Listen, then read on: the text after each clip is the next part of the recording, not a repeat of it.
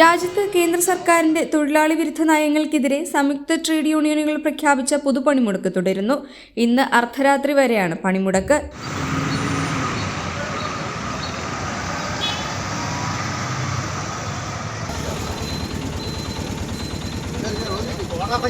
കേരളത്തിൽ ബന്ദിന് സമാനമായ സാഹചര്യമാണുള്ളത്.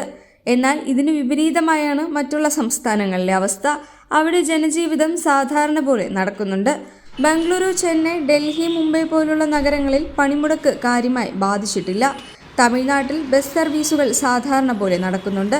ഡൽഹിയിലും സാധാരണ നിലയിൽ തന്നെ നിരത്തുകളിൽ പൊതുഗതാഗതം ഉൾപ്പെടെയുള്ളവ സർവീസ് നടത്തുന്നുണ്ട്.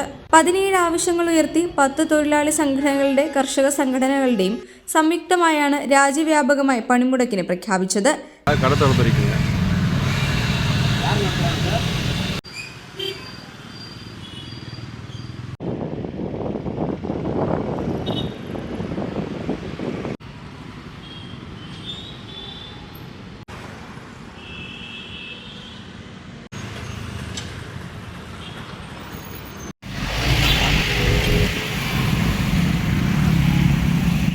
കേരള, MG കാലിക്കറ്റ്, കണ്ണൂർ സർവകലാശാലകളിൽ ഇന്ന് നടത്താനിരുന്ന എല്ലാ പരീക്ഷകളും മാറ്റിവെച്ചിരുന്നു.